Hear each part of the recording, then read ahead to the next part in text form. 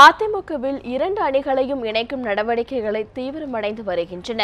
பேச்சுவார்த்தை நடத்துவதற்காக இரண்டு அணிகளும் குழுக்களை அமைத்துள்ளன. அதிமுகவில் முதலமைச்சர் எடப்பாடி பழனிசாமி மற்றும் முன்னாள் முதல்வர் ஓ பன்னீர்செல்வம் ஆகியோர் தலைமையில் செயல்பட்டு வரும் இரண்டு அணிகளையும் இணைக்க முயற்சிகள் மேற்கொள்ளப்பட்டு வருகின்றன.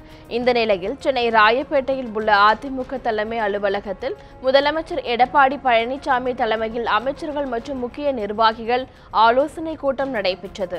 இந்த கூட்டத்தில் OPS அணியுடன் பேச்சுவார்த்தை நடத்த 7 பேர் கொண்ட குழு அமைக்கப்பட்டதாக அறிவிக்கப்பட்டது. தெளிவாக சொல்லிட்டோம். அவங்க பேச்சுவார்த்தை கூப்பிட்டா தெளிவாக இங்கே எப்பவுமே வந்து தலைமையில் ஆள் இருப்பாங்க, வைத்திலிங்கத்தை தொடர்ந்து இருப்பார், நாங்களும் எல்லாம் வந்துருவோம். ஒவ்வொரு நாளைக்கு ஒவ்வொருத்தர் வருவோம்னு சொல்லி போட்டு இன்னைக்கு முதலமைச்சர் சொல்லிட்டாரு. ஒவ்வொரு நாளைக்கு ஒவ்வொரு தலைமைகள் நிர்வாகி வந்திருக்கணும், மாவட்ட செயலர் வருவாங்க, கட்சி நிர்வாகிகள் வருவாங்க. எல்லாரும் வந்து இங்கே குறைகளை சொல்லும்போது என்னன்னு கேட்டு தெரிஞ்சிருக்காங்க, இங்கே எடுக்க சொல்லியிருக்காங்க. ஒரு கமிட்டி பிரித்து போட்டிருக்காங்க. அதனால எல்லாரும் டெய்லி வரோம்னு சொல்லியிருக்காங்க. எல்லாரும் டெய்லி வர போகிறோம். அதனால எங்களை பொறுத்தளவுக்கு ஒரே தெளிவாக எங்களுக்கு வந்து ஒற்றுமையாக இருந்து அம்மா அவர்கள் நினைத்த புரட்சித் தலைவர் எம்ஜிஆர் ஆரம்பித்து இந்த கட்சி ஒற்றுமையாக இருக்கணும், ரெட்டல சின்னத்தை மீட்க வேண்டும் என்பதுதான் ஒற்றுமையாக இருக்க வேண்டும் கருத்து. நீங்க குழு வந்து தெளிவாக அமைக்கப்பட்டது, குழு தயாரா இருக்குன்னு சொல்லி போட்டு நாங்க சொல்லிட்டோம். இனி அவங்க வந்து தொடர்பு கொண்டா நாங்க அடுத்த கட்ட நடவடிக்கை.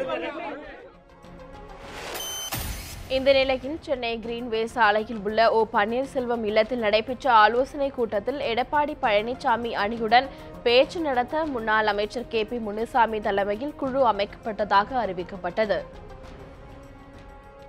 அனைத்து இந்திய அண்ணா திராவிட முன்னேற்றக் கழகம் புரட்சி தலைவி அம்மா சார்பில் பேச்சுவார்த்தை நடத்த குழு அமைப்பு.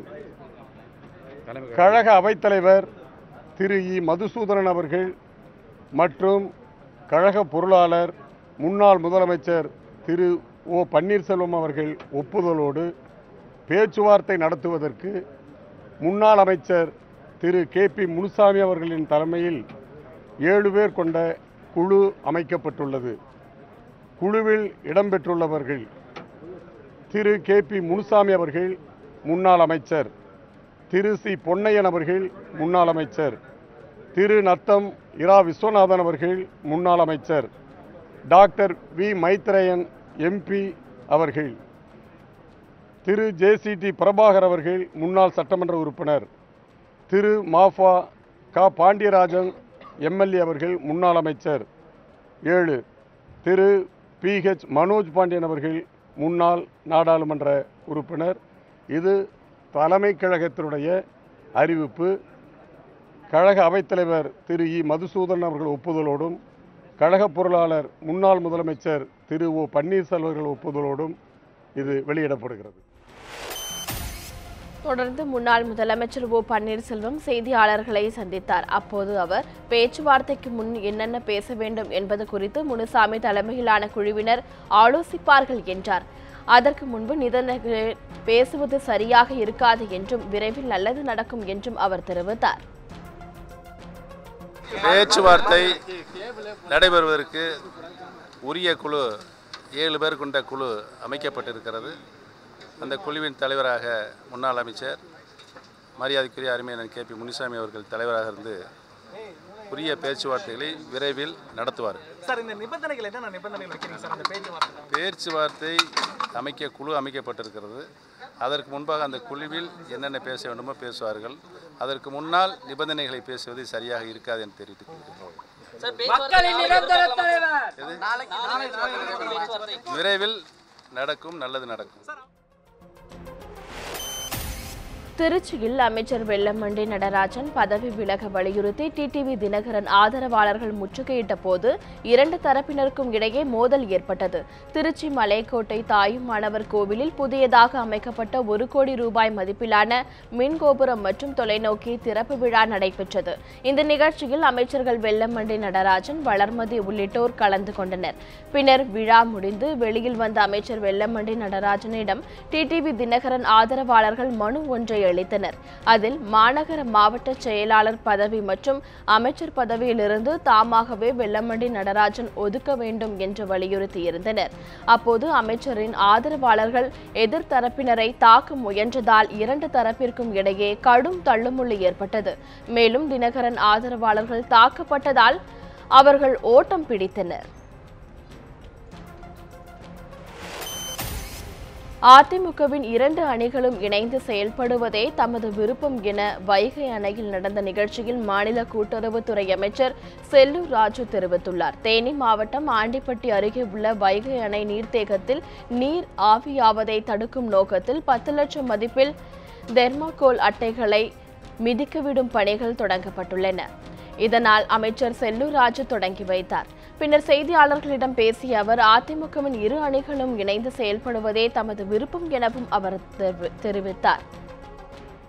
2 அணியும் ஒன்றாக இருக்கணும்.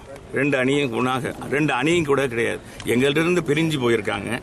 பிரிஞ்சு போனவங்களை நாங்கள் எல்லாம் நம்ம ஒன்றாக இருந்து புரட்சித் தலைவர் எம்ஜிஆர் உருவாக்கின இயக்கம், புரட்சித் தலைவர் அம்மாவால் கட்டி காக்கப்பட்ட இந்த இயக்கம் ஏழை எளிய மக்களுக்கு பாடுபடக்கூடிய ஒரு இயக்கம் தமிழகத்தில் இருக்கின்றார். அடித்தட்டு மக்கள், சாதாரண மக்கள் இவர்களுடைய பாதுகாப்பை செய்யக்கூடிய ஒரு அரசு, ஒரு ஆட்சி, ஒரு கட்சி இருக்குது என்றால் அது புரட்சித் தலைவர் உருவாக்கின கட்சி, புரட்சித் தலைவர் அம்மாவால் கட்டி காக்கப்பட்ட கட்சி. அண்ணா திராவிட முன்னேற்ற கழகம் இருக்க வேண்டும். தமிழகத்தில் அதிமுகவின் 2 அணிகளையும் பயன்படுத்தி புறவாசல் வழியாக நுழைய பாஜக முயற்சிப்பதாக மகளிர் காங்கிரஸ் தேசிய பொதுச் செயலாளர் நடிகை நக்மா விமர்சனம் செய்துள்ளார். மதுரை விமான நிலையத்தில் நடிகை நக்மா செய்தியாளர்களை சந்தித்தார். அப்போது பேசிய அவர், தமிழக அரசியல்வாதிகள் கண்டு கொள்ளாததால் இங்கு போராட முடியாமல் டெல்லியில் விவசாயிகள் போராடி வருகின்றனர் என்றும், அங்கேயும் போராட விடாமல் மத்திய அரசு விரட்டியடிப்பது நியாயமில்லை எனவும் அவர் குற்றம் சாட்டினார். விவசாயிகளின் கோரிக்கையை ஏற்று கடன்களை தள்ளுபடி செய்து அவர்களை வாழ விட வேண்டும் எனவும் நக்மா வலியுறுத்தினார். மேலும் தமிழகத்தில் அதிமுகவின் 2 அணிகளையும் பயன்படுத்தி புறவாசல் வழியாக நுழைய பாஜக முயற்சிப்பதாக நடிகை நக்மா விமர்சித்தார். பொலிட்டிக்கல் என்ன சிச்சுவேஷன் இருக்கு, இப்போ இந்த ஃபிக்ஸ் மேட்ச் மாதிரி இருக்கு. It's not a good situation to be in. ஆனால் எல்லாருக்கும் தெரியும் எப்படி இருக்க சிச்சுவேஷன், அது ஃபிக்ஸ்ட் மேட்ச் தான் இருக்கு. So BJP is trying to come from the back door and use these 2 parties and do its politics. தேமுக முன்னாள் அமைச்சர் ஆற்காடு வீராசாமியின் 80வது பிறந்த நாள் முத்தமிழ் விழா தேனாம்பேட்டையில் அறிவாலயத்தில் உள்ள கலைஞர் அரங்கத்தில் நடைபெற்றது. இதில் திமுக செயல் தலைவர் மு.க. ஸ்டாலின், பொதுச் செயலாளர் அன்பழகன், திமுக எம்பி கனிமொழி, திமுக முதன்மை செயலாளர் துரைமுருகன், திராவிட கழக தலைவர் வீரமணி, பாமக எம்பி அன்புமணி ராமதாஸ், முன்னாள் காங்கிரஸ் மாநில தலைவர் EVKS இளங்கோவன், இந்திய யூனியன் முஸ்லிம் லீக் மாநில தலைவர் காதர் மொய்தீன், பேயாரை எஸ்ரா சர்க்குணம் உள்ளிட்டோர் பங்கேற்றனர். என்றைக்கும் என்னுடைய நெஞ்சை விட்டு விலகாமல் இருக்கக்கூடிய ஒரு சம்பவத்தை இங்கே குறிப்பிட்டு சொல்ல வேண்டும் என்று சொன்னால், மிசா என்ற ஒரு கொடுமையான சட்டம் 1976ஆம் ஆண்டு தமிழகத்தில் நடைபெற்றுக் கொண்டிருந்த திராவிட முன்னேற்றக் கழகத்தினுடைய ஆட்சி கலைக்கப்பெற்று திராவிட முன்னேற்றக் கழகத்தினுடைய முன்னோடிகள் 500க்கும் மேற்பட்டவர்கள் மிசா என்ற அந்த சட்டத்தின் கீழ் கைது செய்யப்பட்டு தமிழகத்தில் இருக்கக்கூடிய பல்வேறு சிறைச்சாலைகளில் அடைக்கப்பட்ட நேரத்தில் அப்பொழுது சென்னையில் நூற்றுக்கணக்கான பேர் நான் அண்ணன் ஆற்காட்டார் அவர்கள், சிட்டிபாபு அவர்கள், அதேபோல பலர் சிறைச்சாலைகளில், சென்னை சிறைச்சாலையில் அடைக்கப்பட்டோம். இந்த குடும்பத்துக்குள் இத்தனை பேர் வாழ்ந்தாலும் கூட அத்தனை பேரும் ஒரு பெரிய லட்சியத்தோடு வாழ்கிறார், குறிக்கோளோடு வாழ்கிறார், தமிழ் இனத்துக்காக வாழ்கிறார், தமிழ் மொழிக்காக வாழ்கிறார். அந்த உணர்வு என்றைக்கு தழைக்க வேண்டும். இந்த இயக்கம் வெற்றி வாகை சூடத்தான் இருக்கிறதே தவிர இந்த இயக்கத்தை அழிக்க எந்த கொம்பனாலும் முடியாது. திராவிடர் இயக்கத்தை வீழ்த்த முடியாது.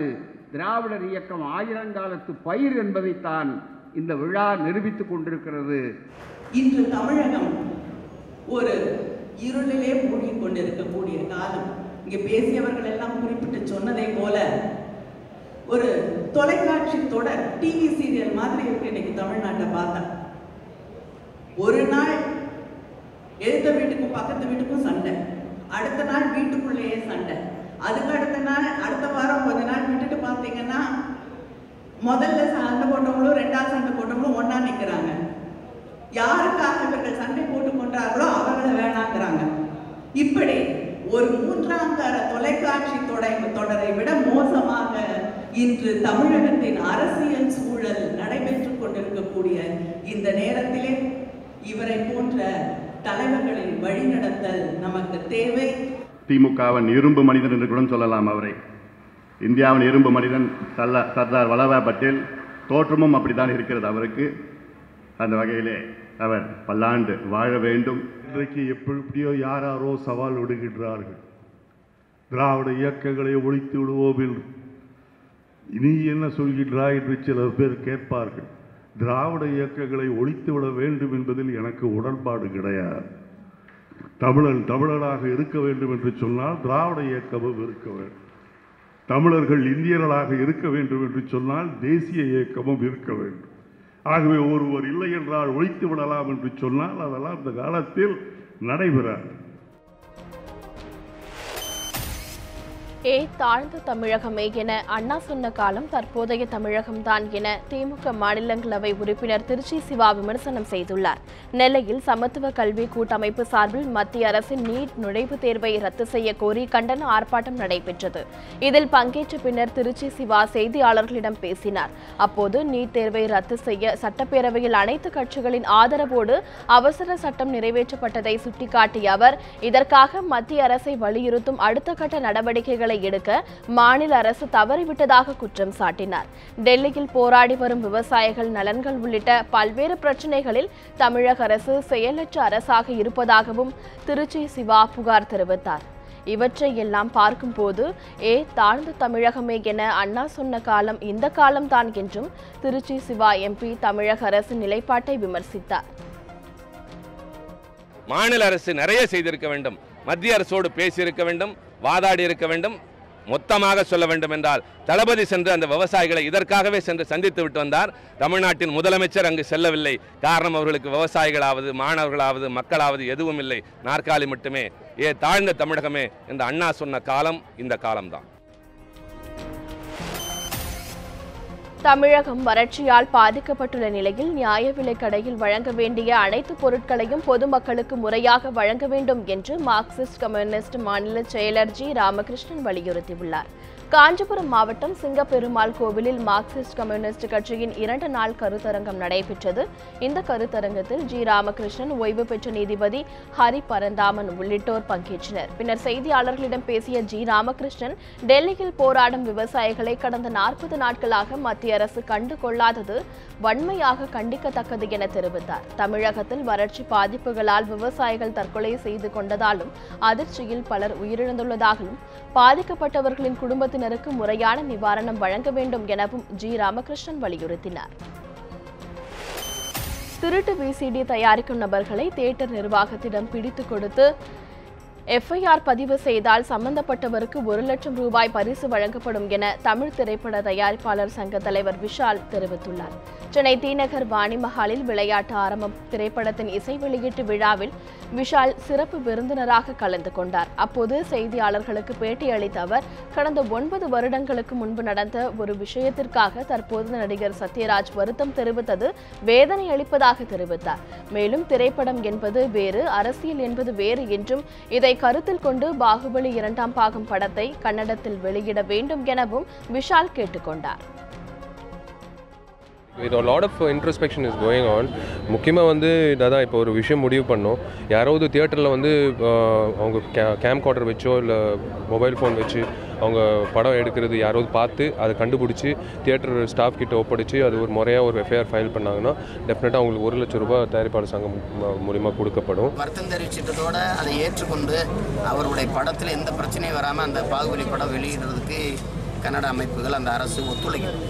இல்லை அதுக்கு மேலேயும் விடமாட்டோம் அப்படின்னா அது தேவையற்ற பிரச்சனையை தான் உண்டு பண்ணும். ஏன்னா இது ஒரு படம், அதில் ஒரு முழு நீள கதாநாயகன் இல்லை, ஒரு குணச்சித்திர வேடம். அந்த படத்தை வெளியிடக்கூடாது அப்படின்ட்டு ஒரு அமைப்பு சொல்கிறதுக்கு ஒட்டுமொத்த திரையுலகம் கூட நிற்கிது, ஒரு நாடும் கூட நிற்கிது, அரசும் கூட நிற்கிது, மக்களும் கூட நிற்கிறாங்க. ஒரு பொது வேலை நிறுத்தத்தை அறிவிச்சிருக்காங்க அப்படின்னா எவ்வளோ பெரிய இது பாருங்க. கும்பகோணம் நீதிமன்றத்தில் நடிகர் கமல்ஹாசன் மீது இந்து மக்கள் கட்சி சார்பில் தொடரப்பட்ட வழக்கு தள்ளுபடி செய்யப்பட்டது. நீதிமன்ற நேரத்தை வீணடித்ததற்காக மனுதாரருக்கு 10,000 ரூபாய் அபராதமும் விதித்து நீதிபதி உத்தரவிட்டார். கடந்த மாதம் 24ஆம் தேதி இந்து மக்கள் கட்சியின் தஞ்சை மாவட்ட செயலாளர் பாலா நடிகர் கமல்ஹாசன் இந்துக்களின் மனதை புண்படுத்தி விட்டார் என புகார் கூறி கும்பகோணம் நீதிமன்றத்தில் வழக்கு தொடர்ந்திருந்தார். இந்த வழக்கை விசாரித்த நீதிபதி சரவணபவன் இது சுய விளம்பரத்திற்காக தொடரப்பட்ட வழக்கு என கூறி மனுவை தள்ளுபடி செய்தார். மேலும் நீதிமன்றத்தின் நேரத்தை வீணடித்ததற்காக மனுதாரருக்கு 10,000 ரூபாய் அபராதம் விதிப்பதாகவும் இந்த தொகையை சீமை கருவேல மரம் அழிப்பதற்கான வங்கி கணக்கில் கட்டுவதற்கு 1 வார கால அவகாசம் அளித்தும் நீதிபதி உத்தரவிட்டார். இன்னும் 1 வருடம் மட்டுமே துணைநிலை ஆளுநராக பணியாற்றுவதால் தனது அனுபவங்களை முழுமையாக பயன்படுத்திக் கொள்ளுமாறு புதுச்சேரி துணைநிலை ஆளுநர் கிரண்பேடி மனமுருகி பேசியுள்ளார். புதுச்சேரி ஆளுநர் மாளிகையில் குடிமைப்பணி தின விழா துணைநிலை ஆளுநர் கிரண்பேடி தலைமையில் நடந்தது. அப்போது விழாவில் பேசிய கிரண்பேடி புதுச்சேரி மாநிலத்தை முதன்மையான யூனியன் பிரதேசமாக மாற்ற வேண்டும் என கேட்டுக்கொண்டார். தமது பணிக்காலம் 2 ஆண்டுகள் மட்டுமே எனவும் அதில் ஓராண்டு முடிந்துவிட்டதால் மீதமுள்ள ஆண்டில் தன்னுடைய அனுபவங்களை முழுமையாக பயன்படுத்திக் கொள்ளுங்கள் என்றும் தெரிவித்தார். பின்னர் செய்தியாளர்களுக்கு பேட்டியளித்த அவர் அரசியல்வாதிகள் அரசியலை மட்டுமே கவனிக்கட்டும் என்றும் அரசு நிர்வாகிகள் நிர்வாகத்தினை கவனிக்கட்டும் என்றும் குறிப்பிட்டார். ஆளுநராக இருந்தாலும் துணைநிலை ஆளுநராக இருந்தாலும் வரம்புக்குள் செயல்பட வேண்டும் என புதுச்சேரி முதலமைச்சர் நாராயணசாமி விமர்சனம் செய்துள்ளார். சென்னை அறிவாலயத்தில் நடந்த விழாவில் பங்கேற்க வந்த நாராயணசாமி செய்தியாளர்களிடம் பேசினார். அப்போது ரகசிய காப்பு பிரமாணம் செய்துள்ள தான் அரசு நிர்வாக செயல்பாடுகளை வெளியிட மாட்டேன் என்று தெரிவித்தார். மேலும் அமைச்சர்கள் மற்றும் ஆளுநர் என அனைவரும் அவரவர் வரம்புக்குள் செயல்பட வேண்டும் எனவும் அவர் வலியுறுத்தினார். என்னை பொறுத்தவரையில் அவரவர்கள், அதாவது ஆளுநராக இருந்தாலும் சரி, துணைநிலை ஆளுநராக இருந்தாலும் சரி, முதலமைச்சராக இருந்தாலும் சரி, அமைச்சர்களாக இருந்தாலும் சரி, தலைமைச் செயலாளராக இருந்தாலும் செயலாளர்களாக இருந்தாலும் சரி, எல்லோரும் அவருடைய எல்லைக்குட்பட்டு வரம்புக்குட்பட்டு செயல்பட்டால் நிர்வாகத்தில் நல்லா செய்யலாம். நெல்லை மாவட்டம் தென்காசியில் தீவிரவாத அரசியலுக்கு எதிராக ஒன்றிணைவோம் என்னும் தலைப்பில் எஸ்டிபிஐ கட்சியின் பொதுக்கூட்டம் நடந்தது. இதற்கு பிறகு செய்தியாளர்களிடம் பேசிய எஸ்டிபிஐ கட்சியின் மாநில தலைவர் தெஹ்லான் பாகவி, பாபர் மசூதி வழக்கில் ஏற்கனவே விடுக்கப்பட்டிருந்த பாஜக மற்றும் RSS தலைவர்களை மீண்டும் விசாரிக்குமாறு உச்சநீதிமன்றம் தீர்ப்பு வழங்கியதற்கு வரவேற்பு தெரிவித்தார். இந்த விசாரணையை 2 ஆண்டுக்குள் முடிக்குமாறு கூறப்பட்டுள்ளதையும் சுட்டிக்காட்டிய அவர் மத்திய அமைச்சர் உமா பாரதி, ஆளுநர் கல்யாண் சிங் ஆகியோர் தாங்கள் வகிக்கும் பதவிகளை ராஜினாமா செய்ய வேண்டும் என்றும் அவர் வலியுறுத்தினார். மேலும் அதிமுக மற்றும் திமுக கட்சிகள் வலுவாக செயல்பட்டால் மதவாத கட்சிகள் தமிழகத்தில் காலூன்ற முடியாது எனவும் தெஹ்லான் பாகவி தெரிவித்தார். தீவிரவாத அரசியலுக்கு எதிராக ஒன்றிணைவோம் என்கிற தலைப்பில் எஸ்டிபிஐ கட்சி தேசம் முழுவதும் நாடு முழுவதும் ஒரு மிகப்பெரிய 1 மாத கால ஒரு பிரச்சார இயக்கத்தை முன்னெடுத்திருக்கிறது. தமிழகத்தில் 1000க்கும் மேற்பட்ட தெருமுனை கூட்டங்களும் 100கணக்கான கருத்தரங்குகள் மற்றும் பொதுக்கூட்டங்களை நடத்த திட்டமிட்டிருக்கிறோம். அதனுடைய ஒரு பகுதியாக இன்றைக்கு தென்காசி மாநகரத்தில் இந்த மாபெரும் பொதுக்கூட்ட நிகழ்ச்சி இங்கே நடைபெற்றுக் கொண்டிருக்கிறது. புதுக்கோட்டை மாவட்டம் நெடுவாசலில் ஹைட்ரோ கார்பன் திட்டத்தை கண்டித்து சிறுவர்கள் அரை நிர்வாணத்துடன் குட்டிக்கர்ணம் அடித்து போராட்டத்தில் ஈடுபட்டனர். ஆலங்குடி அருகே நெடுவாசலில் ஹைட்ரோ கார்பன் திட்டம் செயல்படுத்த கடந்த பிப்ரவரி 15ஆம் தேதி மத்திய அமைச்சரவை ஒப்புதல் வழங்கியது. இதனால் நெடுவாசல், நல்லாண்டார் கொல்லை மற்றும் வடகாட்டில் இந்த திட்டத்தை எதிர்த்தும் மத்திய மாநில அரசுகளை கண்டித்தும் போராட்டம் வெடித்தது. 2வது கட்டமாக நடைபெற்று வரும் போராட்டத்தின் 10வது நாளான நேற்று பெண்களும் சிறுவர்களும் ஹைட்ரோ கார்பன் திட்டத்திற்கு எதிராக கோஷங்களை எழுப்பினர். இதனைத் தொடர்ந்து சிறுவர்கள் அரை நிர்வாணத்துடன் குட்டிக்கர்ணம் அடிக்கும் போராட்டத்தில் ஈடுபட்டனர். இதில் 20க்கும் மேற்பட்ட சிறுவர்கள் கோஷம் போட்டபடியே குட்டிக்கர்ணம் அடித்து மத்திய அரசுக்கு எதிராக கோஷங்களை எழுப்பினர். அங்கீகாரம் இல்லாத வீட்டு மனைகளை பத்திரப்பதிவு செய்ய தடை நீடிக்கும் என சென்னை உயர்நீதிமன்றம் உத்தரவிட்டுள்ளது. வழக்கறிஞர் யானை ராஜேந்திரன் வழக்கில் தமிழகத்தில் விளைநிலங்களை வீட்டு மனைகளாக பத்திரப்பதிவு செய்ய சென்னை உயர்நீதிமன்றம் தடை விதித்தது. இந்த வழக்கு தலைமை நீதிபதி இந்திரா பானர்ஜி, நீதிபதி சுந்தர் அமர்வு முன்பு நேற்று மீண்டும் விசாரணைக்கு வந்தது. அப்போது கடந்த ஆண்டு செப்டம்பர் மாதம் பத்திரப்பதிவுக்கு தடை விதித்த பின்பும் 4 லட்சம் பத்திரப்பதிவு நடந்துள்ளதால் முறைகேட்டில் ஈடுபட்டவர்கள் மீது நடவடிக்கை எடுக்க வேண்டும் என மனுதாரர் யானை ராஜேந்திரன் வாதிட்டார். அப்போது நீதிபதிகள் தடை விதித்த பிறகு பத்திரப்பதிவு செய்யப்பட்டிருந்தால் அது குறித்து விவரங்களை சமர்ப்பிக்குமாறு தமிழக அரசு தலைமை வழக்கறிஞருக்கு அறிவுறுத்தினர். இதனையடுத்து அங்கீகாரமற்ற நிலங்கள், வீட்டு மனைகள் பத்திரப்பதிவுக்கு மீண்டும் நீதிபதிகள் தடை விதித்தனர். மேலும் இந்த வழக்கு விசாரணையை மே 4ஆம் தேதிக்கு நீதிபதிகள் ஒத்திவைத்தனர். வரை தடை நீடிக்கப்பட்டிருக்கு. ஒன்றும் 28ஆம் தேதி போட்ட ஆர்டரில் தடையை நீக்கியாச்சு, பத்திரம் பதிவு பண்ணலான்னு சொல்லலை. ஏதோ தவறான நியூஸ் போய் நோட்டிஃபிகேஷன் கூட ஐஜி கொடுத்துட்டாரு, இது மாதிரி பதிவு பண்ணலான்னு. அப்படிலாம் ஒன்றும் ஆர்டரில் கிடையாது. அனைத்து பத்திரங்களும் இன்று வரை செய்யப்பட்ட இந்த 9ஆம் தேதி உத்தரவுக்கு எதிர்ப்பாக செய்யப்பட்ட அனைத்து பத்திரங்களும் ரத்து செய்யப்படும் என்பதையும் தெரிவித்துக் கொள்கிறேன். வரும் மே 1ஆம் தேதி முதல் தாமிரபரணியில் இருந்து தண்ணீர் எடுக்க பெப்சி, கோக் உள்ளிட்ட 8 நிறுவனங்களுக்கு தடை விதிக்கப்பட்டுள்ளது. கடந்த ஆண்டு பருவமழை பொய்த்து போன காரணத்தினால் நெல்லை மாவட்டத்தில் கடும் வறட்சி நிலவி வருகிறது. பன்னாட்டு குளிர்பான ஆலைகளுக்கு தாமிரபரணியில் இருந்து உபரி நீர் வழங்கலாம் என மாவட்ட நிர்வாகம் கொடுத்த அறிக்கை அடிப்படையில் பெப்சி, கோக் உள்ளிட்ட நிறுவனங்கள் தண்ணீர் எடுக்க நீதிமன்றம் அனுமதி அளித்தது. இந்நிலையில் குடிநீர் தேவையை கருத்தில் கொண்டு ஏப்ரல் 30ஆம் தேதி வரை பெப்சி, கோக் நிறுவனம் தண்ணீர் எடுக்க மாவட்ட நிர்வாகம் தடை விதித்தது. தற்போது நெல்லை மாவட்டத்தில் உள்ள 11 அணைகளிலும் வெறும் 8.5% மட்டுமே நீர் இருப்பு உள்ளது. எனவே குடிநீர் தேவையை கருத்தில் கொண்டு மே 1ஆம் தேதி முதல் பெப்சி, கோக் உள்ளிட்ட 8 நிறுவனங்கள் தாமிரபரணியில் இருந்து தண்ணீர் எடுக்க மாவட்ட நிர்வாகம் தடை விதித்துள்ளது. நீலகிரி மாவட்டம் குன்னூரில் மலையாள மக்களின் பாரம்பரிய முத்துப்பல்லக்கு விழா ஆடல் பாடல்களுடன் கோலாகலமாக கொண்டாடப்பட்டது. இந்த விழாவில் கும்ப கலசங்களை ஏந்திய பெண்கள் ஊர்வலமாக வந்தனர். இதில் பஞ்சவாத்தியம், பூக்காவடி, அம்பலவயல் காவடி, முத்துரத காளைகளுடன் நடந்த ஊர்வலத்தில் ஏராளமானோர் பங்கேற்றனர். பின்னர் இரவில் முத்துப்பல்லக்கில் அலங்கரிக்கப்பட்ட அம்மன் ஊர்வலம் முக்கிய வீதிகள் வழியாக சென்று கோவிலை அடைந்தது. இதில் பல்வேறு கடவுள்களின் கதாபிரசங்கங்களை வெளிப்படுத்தும் உருவங்கள் தத்ரூபமாக வடிவமைத்தது பார்வையாளர்களை வெகுவாக கவர்ந்தது. மேலும் மலையாள மக்கள் பாரம்பரிய உடை அணிந்து கலாச்சார நிகழ்ச்சிகளை நடத்தினர். இது மட்டுமின்றி நாட்டின் பல்வேறு பகுதிகளில் இருந்தும் வரவழைக்கப்பட்ட கலைஞர்களின் நடன நிகழ்ச்சிகள் சுற்றுலா பயணிகளையும் வெகுவாக கவர்ந்தது. பின்பு பிரம்மாண்டமான வான வேடிக்கை நிகழ்ச்சியும் நடைபெற்றது. மலேசியாவில் வேலைக்கு சென்ற வாலிபர் மரணத்திற்கு காரணமானவர்கள் மீது நடவடிக்கை எடுக்க கோரி விழுப்புரம் மாவட்ட ஆட்சியரிடம் உறவினர்கள் கோரிக்கை மனு அளித்தனர். சங்கராபுரம் தாலுகா ரிஷிவந்தியத்தைச் சேர்ந்த ராஜாராம் தனியார் டிராவல்ஸ் நிறுவனம் மூலம் கடந்த 17 நாட்களுக்கு முன்பு மலேசியாவிற்கு கூலி வேலைக்கு சென்றிருந்தார். அங்குள்ள தனியார் நிறுவனத்தில் ராஜாராம் கூலி வேலை செய்து வந்தார். இந்நிலையில் ராஜாராம் வேலை செய்து வந்த நிறுவனத்திலேயே தூக்கு போட்டு தற்கொலை செய்து கொண்டதாக தொலைபேசி மூலம் தகவல் அளிக்கப்பட்டது. இதனால் அதிர்ச்சியடைந்த ராஜாராமின் தந்தை முத்து, தாய் செல்வி உட்பட உறவினர்கள் மாவட்ட ஆட்சியரிடம் சுப்பிரமணியனிடம் மனு அளித்தனர். அதில் தங்களின் மகனின் சாவில் சந்தேகம் இருப்பதாகவும் இது தொடர்பாக உரிய விசாரணை நடத்த வேண்டும் எனவும் வலியுறுத்தியுள்ளனர். மேலும் ராஜாராம் உடலை மலேசிய தூதரகத்தின் உதவியுடன் தங்களிடம் ஒப்படைக்க நடவடிக்கை எடுக்க வேண்டும் என்றும் வலியுறுத்தியுள்ளனர். இத்துடன் வைகரை எக்ஸ்பிரஸ் செய்திகள் நிறைவடைகின்றன.